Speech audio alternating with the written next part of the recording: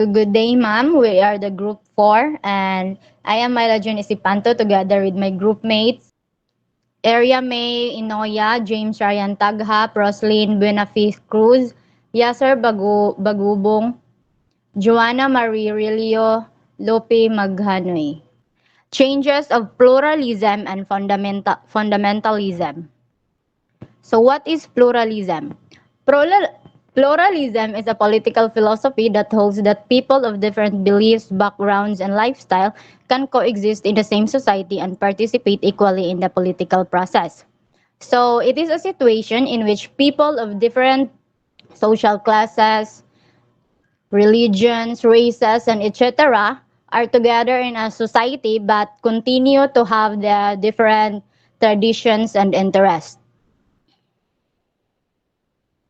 So there are four types of pluralism. First, cultural pluralism. Cultural pluralism describes a condition in which minority groups participate fully in all areas of the dominant society while maintaining their unique cultural identities.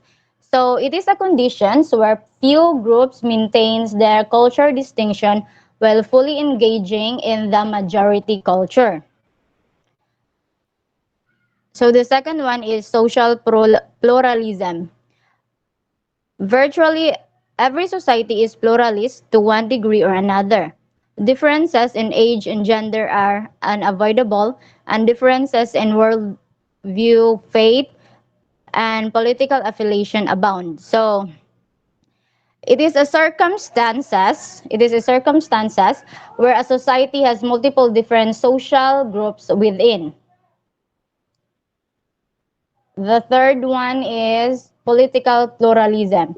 Is a complex idea. It is meant not only to establish a system in which every person is valued equally, but also to address the lingering effects of an unequal past.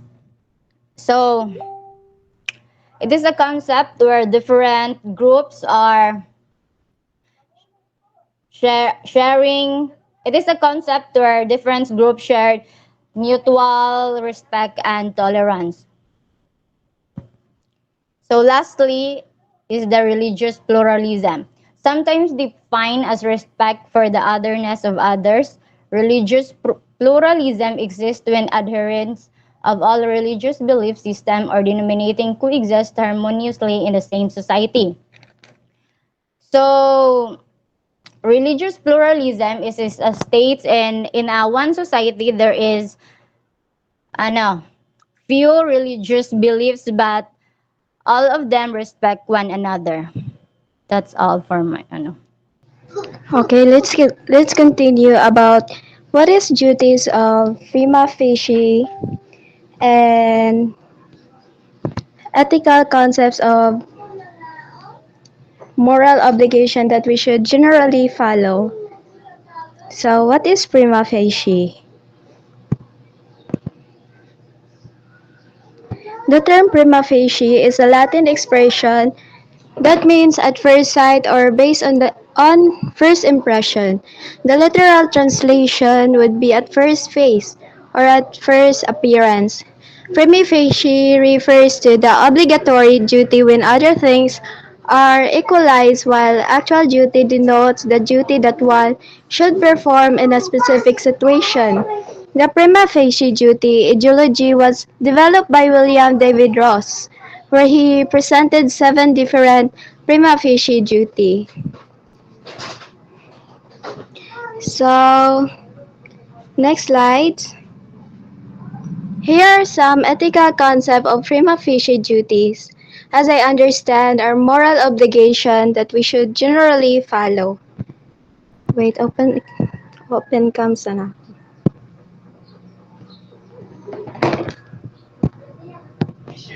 Beneficence refers to actions that promote the well-being of others in way. It's about doing good and contributing positively to the lives of others. Self-improvement is about striving to better oneself in all aspects of life. It's about personal growth and development. Justice is about fairness and equality. It's about ensuring that everyone is treated fairly and that resources are distributed and equitably. And non-maleficence. It's about ensuring that our actions do not cause harm and suffering to others. And let's proceed to special obligations. On the other hand, are duties that arise due to specific relationships or past actions. Fidelity, gratitude, and reparation are great example of this. Fidelity refers to keeping our promises and being loyal. Gratitude is about acknowledging and repaying the kindness we've received. And reparation is about making amends for any wrongs we've done. These, prin- these principles are not just theoretical but have practical implications in our daily lives. So the next slide is pluralistic value.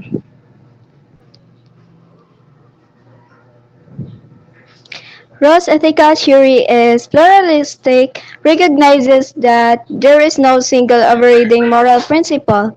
Different moral duties derive from different sources, and one must weigh and balance them in ethical decision making. In real life, we often encounter situations where different moral duties conflict with each other. For instance, the duty of honesty might conflict with the duty of kindness.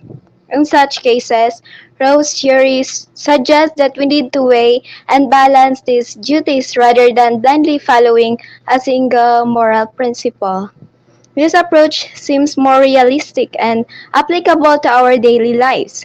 It acknowledges that life is complex and that our moral decisions need to reflect this complexity. So, the next slide, moral value. Rawls emphasized the importance of recognizing and respecting the inherent value in moral actions. Moral value is not solely determined by consequences, but is also derived from the nature of the action itself and the duties involved. So, Rose theory indeed emphasizes the inherent value in moral actions.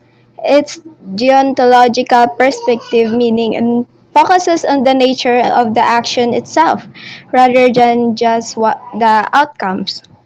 This perspective suggests that some actions are inherently right or wrong, regardless of their consequences. For instance, telling the truth is considered a moral duty even it might lead to unfavorable outcomes in some situations. It's a thought-provoking perspective and challenges us to consider the inherent morality of our actions rather than just looking at the end results. So that's all about the ethical concepts of prima facie duties. So now we'll have fundamentalism. So, fundamentalism is defined as the strict adherence to some belief or ideology, especially in a religious context, or a form of Christianity where the Bible is taken literally and obeyed in full, which means that here in fundamentalism, they strictly believe and follow what was written in the Bible. So, for instance, you encounter someone who really believes in God and follows God's teachings, they will follow what was written in the Bible. So the beliefs in the Bible, for instance, they will say that, oh, what you did is wrong, because they know that for instance, they did something wrong and the Bible see it as wrong. So they will consider it as wrong since that is what the principle in the Bible says. Then here we have the three forms of fundamentalism. So first one is the generic fundamentalism, religious fundamentalism, and historic fundamentalism. So fundamentalism, iyang ginafocus jud ang religious fundamentalism. But for now, let us know or will show you what generic, religious, and historic fundamentalism is. Next slide, please. Generic fundamentalism refers to a global religious impulse particularly evident in the 20th century that seeks to recover publicly institutionalized aspects of the past that modern life has obscured. So here in generic fundamentalism, ilang ganahan nga ibalik kung usa ang mga teachings from before since everything is modernized these days. So, ang mga beliefs before nakalimtan na sa mga tao. So, here in generic fundamentalism, they want to recall those beliefs and principles back then since fundamentalism is more on traditional kung unsa ang ginapractice before, dapat ginapractice mo na siya gihapon at the present. Then next, we have historic fundamentalism. So historic fundamentalism is shared all of the assumptions of generic fundamentalism, but also reflected several concerns particular to the religious setting of the United States at the turn of the century. It is a religious movement within American Protestantism that stress the literal exposition of the fundamental doctrines of the Bible and the militant exposure of any deviant form. So historic fundamentalism from the term na historic, from history na siya, ang history nga na nag-happen ang American Protestantism. So they ilang gi-emphasize ang mga movement na na-happen around that time. It is a historical fundamentalism, and around that time na mga views gani nga nahimo. So they try to recall those beliefs here in historic fundamentalism. Then here, the common fundamentalism, religious fundamentalism. So here, fundamentalist believes that theirs is the only true view of religion and the wider world, intolerant of other faiths. Religious fundamentalism occurs in all religions and believes that the ways of life should be according to the rules as prescribed by God and that the state should be subservient to God. So ito yung anong sinabi ko kanina, like ang mga fundamentalists nga religious kayo, ilang mga truths nga ginabelieve kay from the scriptures, the sacred texts, kung unsa ang mga teachings sa Bibles mo na ilang gina-follow. So, mo na siya. So, next slide, please. So we have the features of fundamentalism. We already know what fundamentalism is, so we'll know the key aspects or characteristics that fundamentalism has. So dualism, paranoia, an apocalyptic orientation, charismatic leadership, totalized conversion experience. So, dualism means that the fundamentalists divide the world into clear-cut categories. So, diri ilang ginabahin kung kinsa ang mayo, kung kinsa ang dili mayo, kung unsa ang sakto, kung unsang dili mo na siya ang dualism. Sa paranoia, they have the deep feeling of suspicion, of rage, depicted toward those on the wrong side of the dualistic dividing lines. So, mo na siya, ilahang strongly believe here that ang kung sayop ng kung ilang panglataw kay sayop ng tawhana, sayop jud na siya, and ilang backup gani nga prove ana or proving points nila or supporting points nila ana silang argument kay from the sacred text or kanang teachings gani sa mga Bible. And then we have an apocalyptic orientation. It is an obsession with the ultimate endpoint for society or humanity, usually positively disposed to bring about ultimate end. So I will not. So muna siya apocalyptic orientation kay ilang ginabelieve nga kung unsa ilang gibelieve kay muna siya ang dapat sundon kay muna siya ang dapat nasakto. Then charismatic leadership, a commitment or devotion to a charismatic leader, often accompanied with a cult of leadership. Kanang charismatic leadership basically just means na ang ilang leadership kay kanang effective that everyone will follow. Then totalized conversion experience. One fundamentalist converts or embraces the ideology, they do so completely. So kung once nga na sila beliefs gani nga gituohan, mag-stick na guna sila diha since they are more of the persons na more loyal gani sa ilahang mga beliefs. Then next slide please, we have the causes of religious fundamentalism. The modernization and secularization, external factors, reaction to alienation, nature of religions themselves.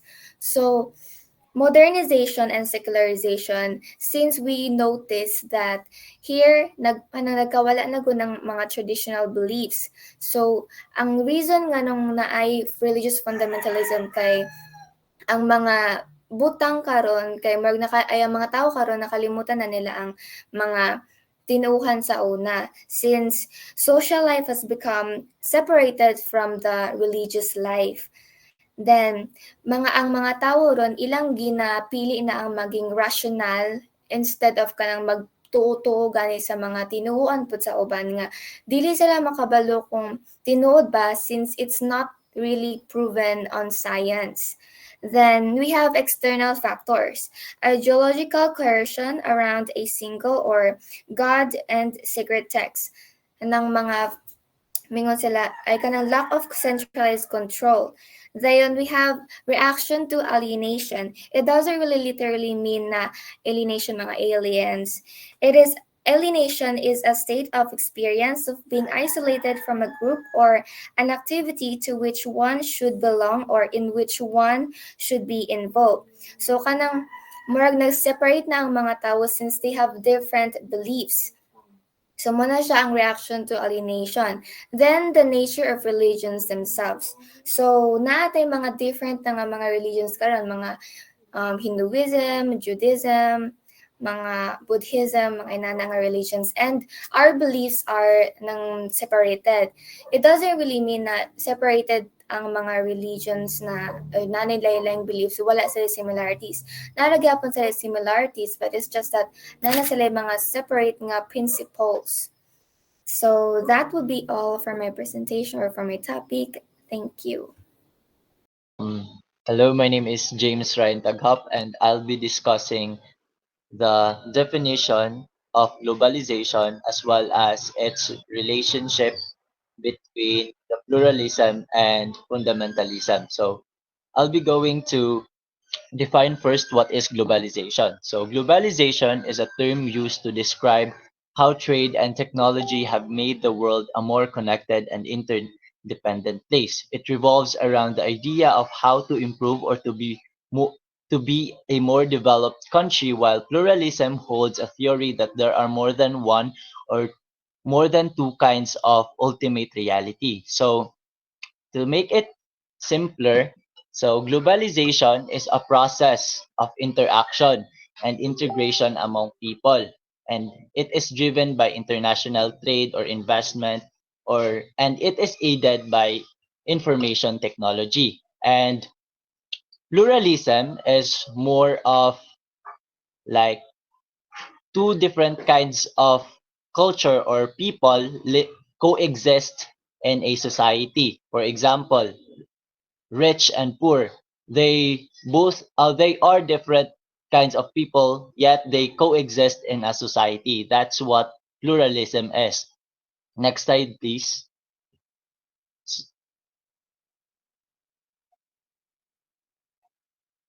So globalization has three types: cultural globalization, economic globalization, and political globalization. So let's proceed first to the cultural globalization. So cultural globalization refers to the transmission of ideas, meanings, and values around the world in such a way as to extend and intensify social relations. This process is marked by by the common consumption of cultures that have been diffused by the internet, popular culture media, and international travel. So I believe one of the platforms of cultural globalization is the Miss Universe, where every candidate represents their culture and introduces those culture to other people around the world. Next slide, please.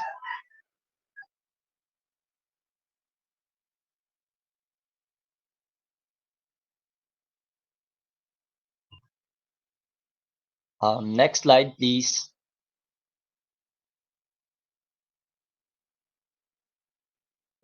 Okay, the second one is economic globalization. Economic globalization is the increasing economic interdependence of national economies across the world through a rapid increase in cross border movement of goods, services, technology, and capital. So, I believe one of the great examples for economic globalization is the foreign exchange trading or forex trading where investors of different races of different currencies invest their money for a purpose for a purpose to gain to gain money from their investment through the ever changing currency of other currencies. So the next one is political globalization. Political globalization refers to the growth of worldwide political systems, both in size and complexity. One of the key aspects of political globalization is the declining importance of the nation state and the rise of other actors on political scene. So political globalization is the more about the relationship of countries. For example, United Nations. So United Nations is one of the platforms where political globalization takes place.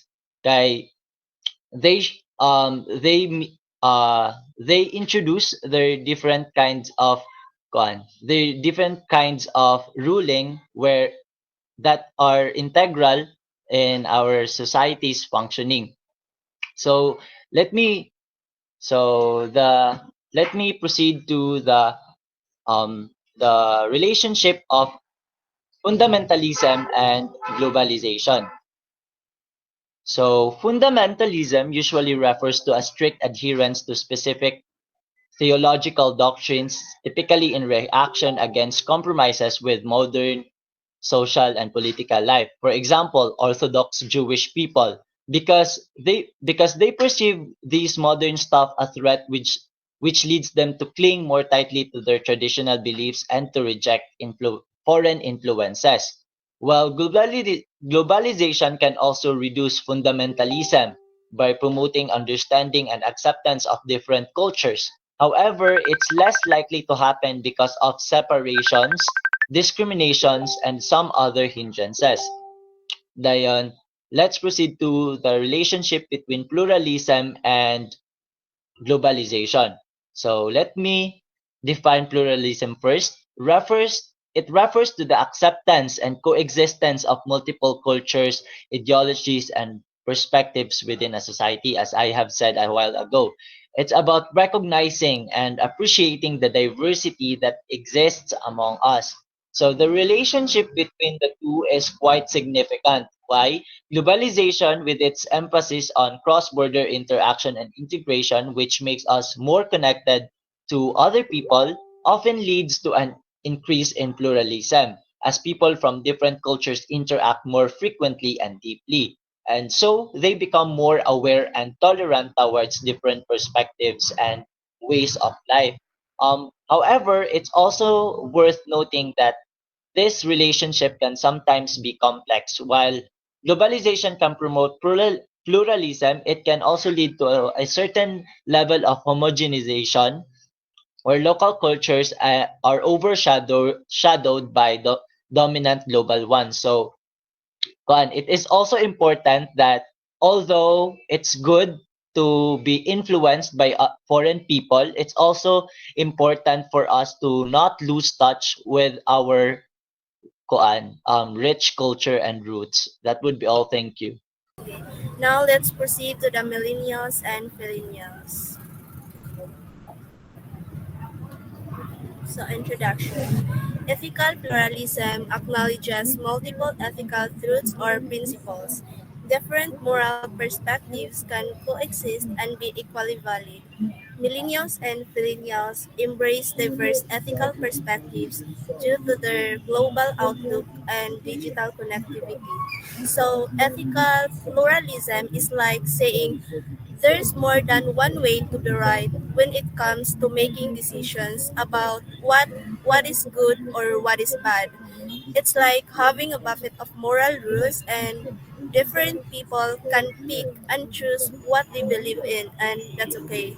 Now, when we talk about millennials and millennials, we're talking about young people today who are very connected to the world through the internet because they can easily learn about different cultures and perspectives.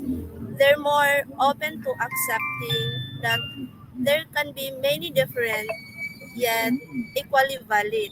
So, in other words, they understand that what's considered right or wrong can vary depending on where you are in the world or who you're talking to, and they're okay with that.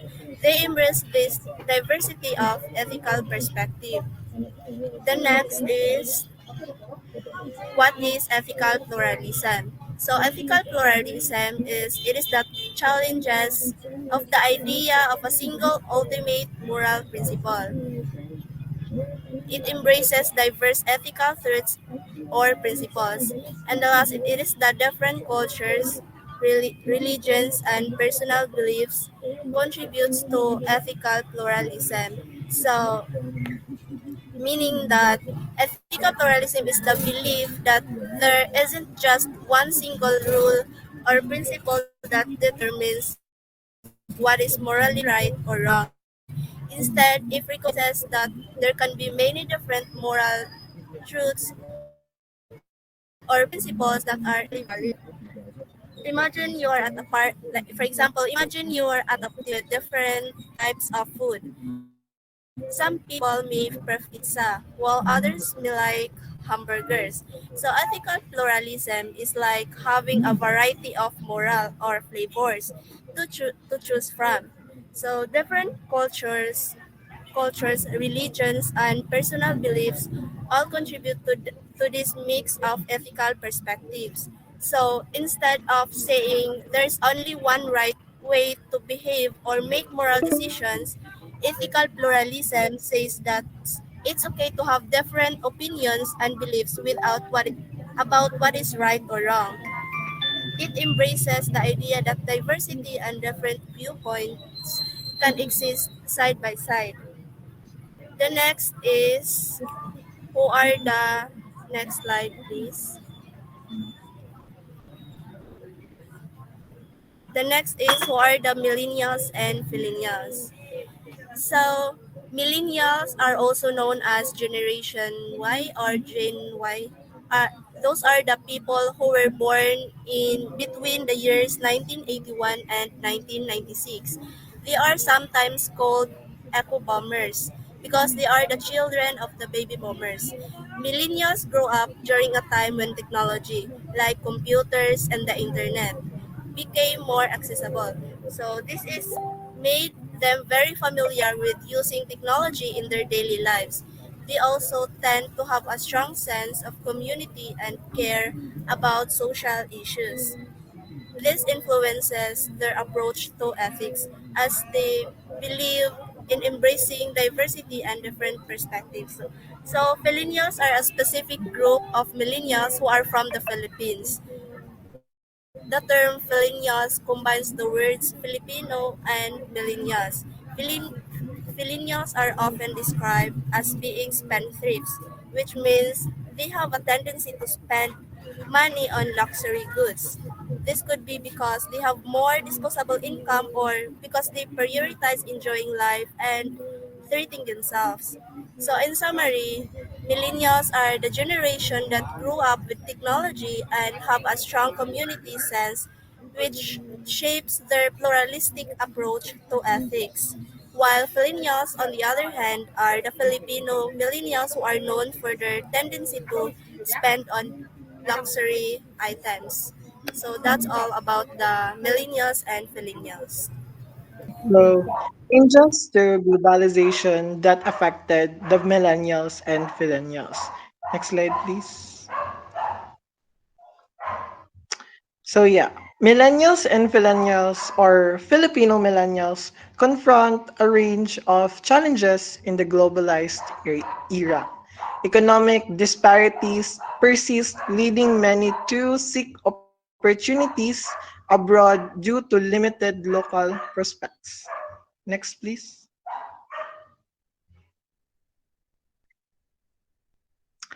So, globalized education contributes to a skill gap with curricula not aligning with global job market needs.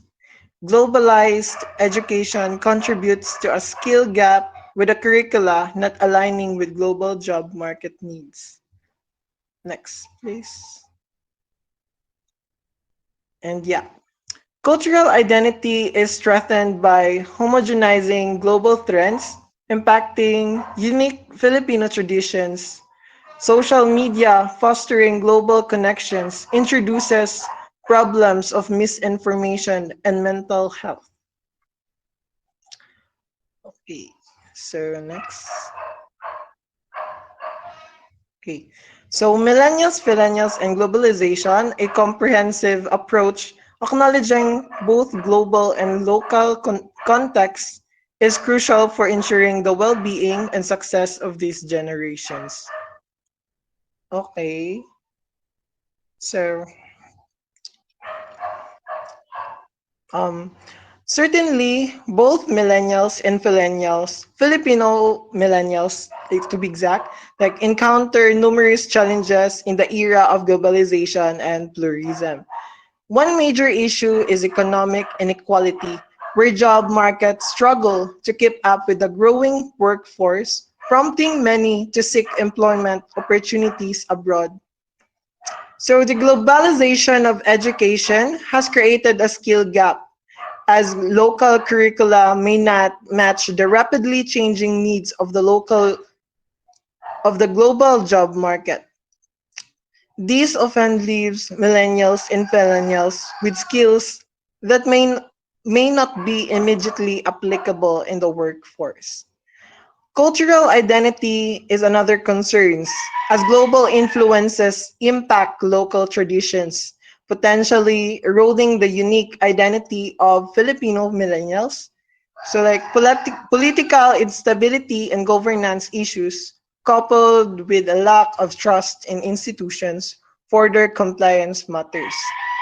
Another, technological disparities, environmental vulnerabilities, and healthcare challenges contribute additional layers of difficulty for those generations. While social media connects people globally, it also brings forth issues like misinformation and mental health concerns.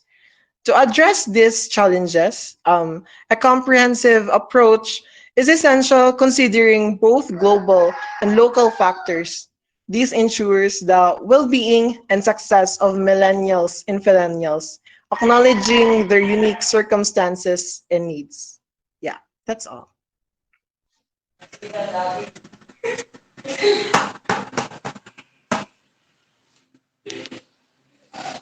All right, well, the last report will be religion and ethics. Can you please move to the other side, please? Okay, introduction. So, beliefs and practices of what is good and bad, right or wrong, virtuous or vicious from a religious point of view.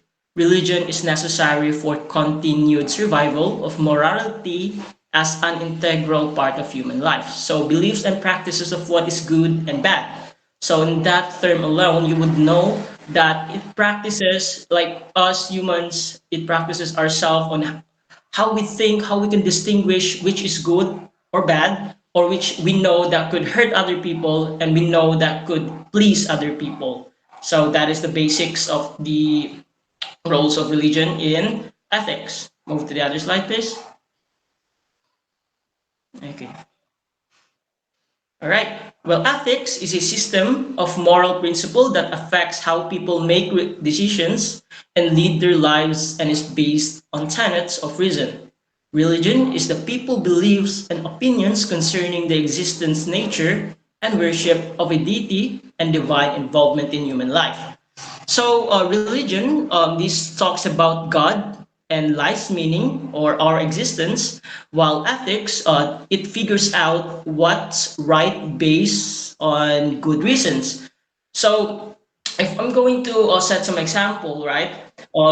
So if you're gonna actions that or decisions that you make, either good or wrong, you would just have to focus on what is the vision or what is practice to be good or wrong. While example, lying. So we all know lying is a bad thing, right? So if we're gonna talk about religious, we just have to avoid lying all the time because it's bad, right? But if you're gonna add ethics on it, lying could be a good thing too. Because example, you got kidnapped and or let's say things that is apparently true, but you couldn't tell to the other people because you know it would hurt their feelings. So that is where ethics comes from.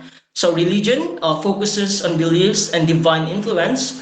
Ethics focuses on reasoning and moral principle. The word moral principle. Religion shapes views on good from bad from a divine standpoint. So good and bad from a divine standpoint. Well, ethic is individual principles for making good decisions in life. So roles or response to fundamentalism. So it is marked by an unwavering belief in religious truths has shaped history and influenced individual behavior while often associated with global conflicts. Recent researchers highlights its role in providing meaning and relief from distress. Religious fundamentalism promotes self-control, essential for adhering to religious rules. Okay, please move to the other slide, please. Okay, so pluralism. It addresses diverse beliefs and practices across religions, ranging from acknowledging diversity to a philosophical approach emphasizing humility and respectful dialogue. Next slide, please.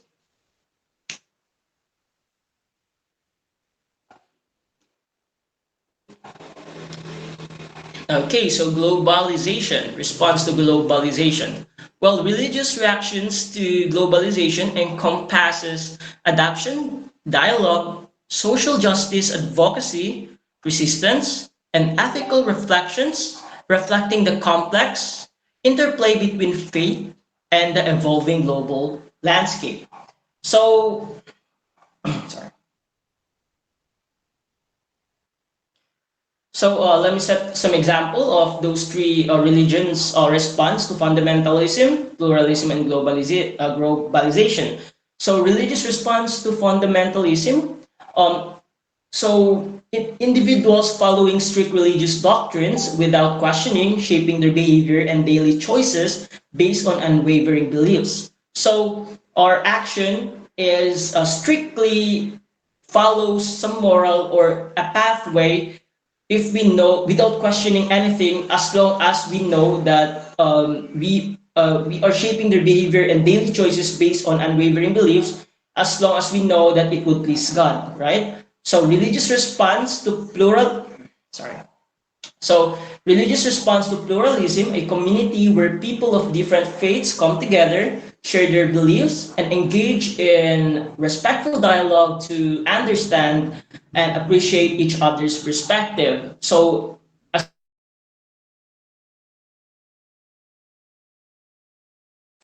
come from one area and they tend to understand each other without of course, without having problems living beside each other. Like me, I'm a Muslim, and you guys are Christian, so we understand together, and of course, we adjust.